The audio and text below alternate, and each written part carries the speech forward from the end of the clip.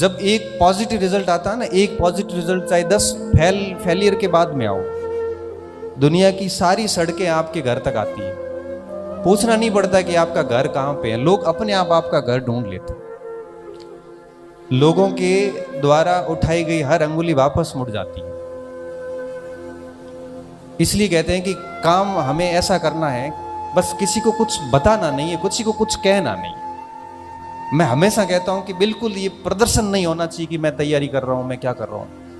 आप यहां पे रहिए, सूरतगढ़ी रहिए, 5-7 का ग्रुप बना के रहिए और मेहनत ऐसी कि जान निकल जाए, और रात को 12-1 बजे तक पढ़ते पढ़ते ऐसी स्थिति आ जाए कि यहाँ पे सीने पे रखी हुई किताब पड़ी रहे और आंखें बंद होने लगे कि भाई मेरे से इससे अधिक हो नहीं सकती। उस दिन आपको लगेगा, उस दिन लगेगा कि आप वाकई में मेहनत कर रहे हैं। देखो, मनुष्य की प्रवृत्ति होती है, जिस दिन आपका दिन खराब होगा ना, जिस दिन भी, उस रात को आपको अंदर से फील होगा कि यार मैं कर क्या रहा हूं यहाँ पे। रात को ठीक से नींद भी नहीं आएगी, हो क्या रहा है, मतलब मैं आया क्या हूं यहाँ पे, किस लिए यहाँ पे आया हूं।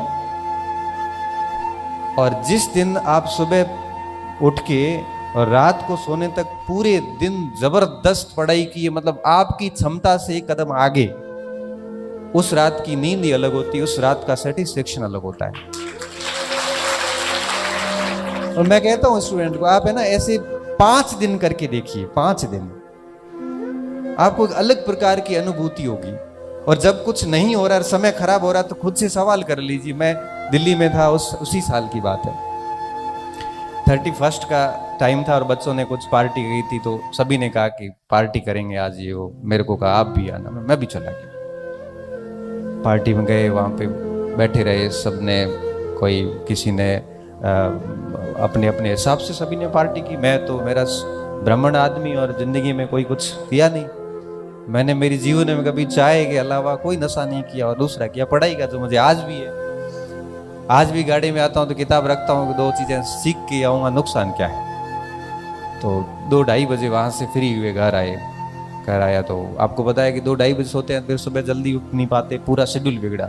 मैं बैठे रात को वापस जाता, सोचा कि गाँव छोड़ के बाड़मेर आया, बाड़मेर छोड़ के दिल्ली आया, क्या यही करने के लिए आया हूँ।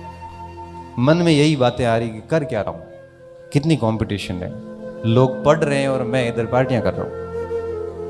कितनी मुश्किल से पापा पैसे भेजते हैं, बड़ी मुश्किल से गाय का 2 किलो घी बचा के बेच के उसमें से 800-1000 रुपए आते हैं, वो बेचते हैं कि मेरा बच्चा पढ़ाई कर रहा है। उन्होंने खुद ने बाइक नहीं ली, ना साइकिल ली, वो पैदल ले आते हैं कि मेरे बच्चे को साइकिल दिला दूं ताकि वो कोचिंग और रूम का डिस्टेंस है वो जल्दी कवर कर सके। उन्होंने कई सालों से कपड़े नहीं सिलाए कि मेरा बच्चा है वो रात को नाइट पैंट और टी-शर्ट में सो सके, वो रात को है वो धोती में ही सोएंगे, क्योंकि बच्चे को ठीक कपड़े दिलाने, क्योंकि मार्केट के बच्चों में देख के वो बच्चा अपने आप को कमतर फील नहीं करे। क्योंकि मार्केट के बच्चों की ड्रेसेस देखते हैं तो बच्चा वो भी लगता है उसको भी मैं भी कुछ ठीक कपड़े पहनूं। जब वो इतने सेक्रीफाइस करके आपके लिए 2000 रुपये भेज रहे हैं, हम यहाँ पार्टी कर रहे हैं, शर्म नहीं आती है? कर क्या रहे हैं हम? मैं हकीकत बता रहा हूं, क्योंकि एक तो मेहनत की बदौलत बहुत जल्दी नौकरी लग गया। बाकी जब भी थोड़ा सा भी बेरोजगारी का दौर रहा और घर से जब भी पैसे आए, मस्तिष्क में प्रश्न हमेशा आता था कि इसकी वैल्यू हम कभी चुका ही नहीं पाएंगे। बस इसकी वैल्यू यही है कि जो उन्होंने उम्मीद की है हम उस अनुसार पढ़े। आप सोचो कि मैं अहमदाबाद के अंदर हॉस्पिटल में एडमिट, राजस्थान अस्पताल के अंदर, मेरे वही कोलाइटिस की प्रॉब्लम, और मैं सोता सोता यहाँ से मेरे को कहा था कि भाई एडमिट करेंगे, तो मैं साथ में 4-5 किताबें ले गया। और वहां जाके जब अस्पताल में एडमिट किया तो एक हाथ में ये लगी हुई नली और मैं पढ़ाई आराम से किताबें देख रहा हूँ। मैंने कहा क्योंकि बीमारी तो जाएगी नहीं, ये तो बात है, इसको तो स्वीकार करना ही पड़ेगा। पढ़ाई छोड़ दी तो ये करियर भी खत्म, क्योंकि यही एक ऑप्शन है कि जिसकी बदौलत हम अपने आप को वापस स्थापित कर सकते हैं, बाकी कोई ऑप्शन ही नहीं है। तो परिस्थिति हम, क्योंकि देखो हम रोज ऐसे कई जगह देखो, छोटी सी समस्या आती है तो बच्चे मैसेज करते हैं मुझे, सर मेरे ये दिक्कत है, वो जीते जी तो आएगी। जाएंगे ना, उसके बाद अग्नि का एहसास भी नहीं होता। अगर आप जिंदा हैं ना तो दिक्कतें आएगी, किसी के फैमिली इश्यूज होंगे, किसी के आर्थिक इश्यूज होंगे, किसी के शारीरिक होंगे, हर प्रकार के इश्यूज आते हैं। लेकिन मैं ये मानता हूं कि अंदर अंदर धुन होती है ना एक, अगर वो धुन है तो मुझे लगता है कि वो समझ